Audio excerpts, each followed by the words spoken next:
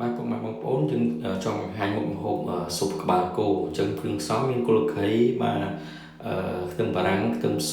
បាទអំដេងស្លឹកក្រូចសើចឥឡូវមើលសកម្មភាពបន្តដូចទៅបាទយើងមានក្បាលគោយើងលាងស្អាតហើយលើកជាវាហើយសម្រាប់គ្រឿងផ្សំយើងស្ងោរទឹកឲ្យពុះហើយយើងដាក់គ្រឿងចូលអញ្ចឹងណាហើយសម្រាប់គ្រឿងហ្នឹងយើងមានគល់ខីអំដេងស្លឹកក្រូចសើចបាទ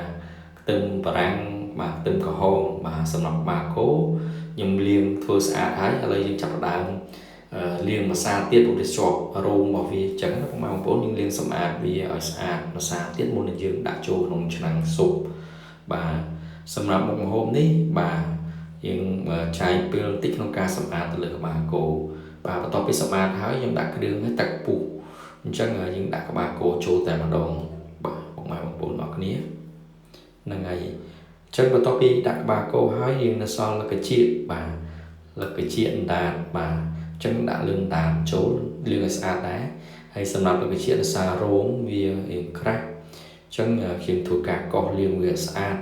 ដើម្បីដាក់ចូលបន្ទាប់នឹងបាទអានេះទឹកពុះល្អពុកម៉ែបងប្អូនខ្ញុំថតសកម្មភាពកាត់ជូនពុកម៉ែបងប្អូនមកទៅព្រោះដោយសារសកម្មភាពពេញវាត្រូវយូរហើយការថតគឺវែងអញ្ចឹងខ្ញុំថតកាត់ជូនមកអញ្ចឹងពុកម៉ែបងប្អូនបាទនេះទៅលើកញ្ចុងមាត់គោពុកម៉ែបងច្រមុះគោបាទខាងមុខហ្នឹង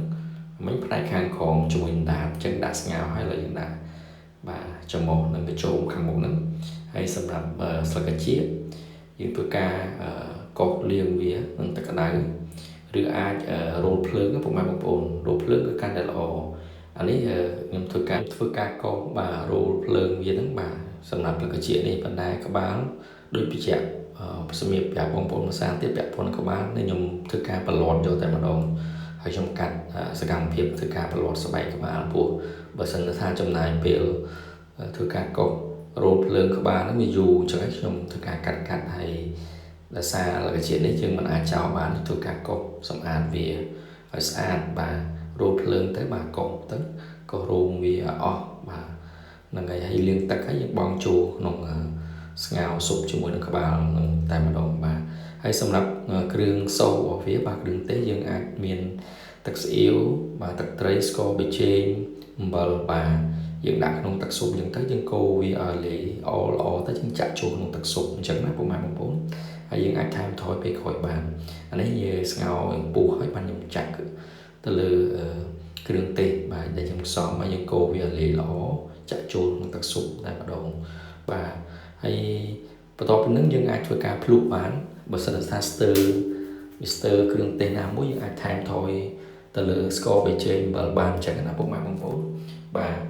ហ្នឹងហើយធ្វើការភ្លុកមើលថាវាផុយហើយនៅអញ្ចឹងអានេះឆ្អិនបាន50-60% ទេអញ្ចឹងយើងគ្រប់រងាស់វាចោលហើយការរងាស់ហ្នឹងគឺចិត្តចាយពេលទៅដល់ជិត2 ម៉ោងបានឆ្អិនល្អអញ្ចឹងអានេះទឹកពុះល្អខ្ញុំដាក់គ្រឿងចូលហើយខ្ញុំភ្លុកហើយខ្ញុំលើកមើលឆ្អឹងថាវាឆ្អិនល្អហើយហ្នឹងហើយធ្វើការភ្លុកវាមិនទាន់រសជាតិវាមិនទាន់ឆ្ងាញ់បានស្ទើរគ្រឿងអញ្ចឹងខ្ញុំក៏បន្ថែមទៅលើនឹងម្សៅស៊ុបរ៉ូឌីហើយនឹងទឹកត្រីទឹកស៊ីអ៊ីវបន្ថែមទៀតបាទអញ្ចឹងតិចនេះបងប្អូនឃើញខ្ញុំធ្វើការកូរបាទគ្រឿងចាក់ចូលម្ដងទៀតបាទហ្នឹងហើយបងប្អូនឆ្អឹងនេះយើងមកងាស់យូរដែរបាទអាចឆ្អិនគួរសមតែវាមិនទាន់ផុយល្អអានេះខ្ញុំចាក់ចូលបន្ថែមទៀតទៅលើគ្រឿងដំបូងនឹងឲ្យលបគ្រឿងទៀតខ្លាចវាប្រៃឆ្ងាញ់បងប្អូនបាទបន្ទាប់ពីចាក់ហើយយើងធ្វើការរងាស់បាទរងាស់ភ្លុកមើលវាឆ្អិនល្អហើយនៅសាច់ហ្នឹងហើយទឹកស៊ុបឆ្ងាញ់ហើយនៅបាទអានេះជិត2 ម៉ោងបងប្អូនខ្ញុំថតកាត់ជូនបាទបន្ទាប់ពី2 ម៉ោងហើយគឺយល់ឃើញថាវាល្អហើយបាទយើងក៏គិតថាតិចដួសដាក់ចានហើយសម្រាប់ក្បាលគោខ្ញុំលើកទាំងមូលតែម្ដងបាទអញ្ចឹងវីដេអូនេះមានតែប៉ុណ្្នឹងទេពុកម៉ែបងប្អូនអានេះសកម្មភាពខ្ញុំលើកដាក់ថាបាទសូមអរគុណសម្រាប់បងប្អូនទស្សនាពីដើមរហូតដល់ចប់បាទសូមអរគុណ